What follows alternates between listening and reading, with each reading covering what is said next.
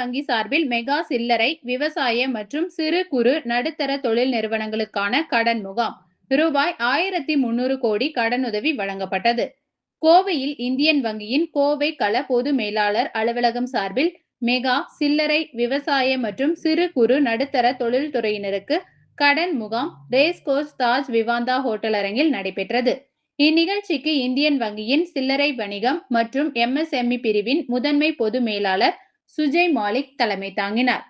கோவை, திருப்பூர் பகுதிகளை சேர்ந்த வாடிக்கையாளர்கள் நேரிலும், சேலம், தர்மபுரி, திருப்பூர், திருச்சி உள்ளிட்ட மண்டல பகுதிகளை சேர்ந்த வாடிக்கையாளர்கள் வீடியோ கான்பரன்ஸ் மூலமாக தொழில் முனைவோர், விவசாயிகள் மற்றும் வங்கி அதிகாரிகள் இதில் பங்கேற்றனர். இதனைத் தொடர்ந்து நடைபெற்ற செய்தியாளர்கள் சந்திப்பில் பேசிய முதன்மை பொது மேலாளர் சுஜய் மாலிக், விவசாய, சிறு குறு மற்றும் நடுத்தர தொழில்கள், வணிகம் மற்றும் சில்லறை வங்கி சேவைகள் தொடர்பான பல்வேறு திட்டங்களின் கீழ் மொத்தம் 1300 கோடி ரூபாய் மதிப்பிலான கடன் உதவிகள் வழங்கப்பட்டுள்ளதாக தெரிவித்தார். மேலும் நாட்டின் பொருளாதார வளர்ச்சியில் சிறு குறு நடுத்தர தொழில்துறையின் பங்களிப்பு முக்கியமானதாக இருப்பதால் தொழில் முனைவோர்களுக்கு எளிய நடைமுறைகளின் மூலம் விரைவாக கடன் வழங்க இந்தியன் வங்கி நடவடிக்கை எடுத்து வருவதாக கூறினார்.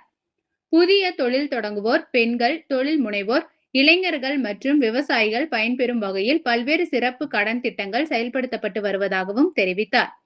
வீட்டுக் கடன், வாகன கடன், கல்வி கடன், வணிக கடன் உள்ளிட்ட பல்வேறு நிதி சேவைகள் குறித்தும் விழிப்புணர்வு ஏற்படுத்தப்பட்டதாகவும், வாடிக்கையாளர்களின் தேவைகளுக்கு ஏற்ப தனிப்பயன் வங்கி சேவைகளை இந்தியன் வங்கி வழங்கி வருவதாகவும் அவர் கூறினார்.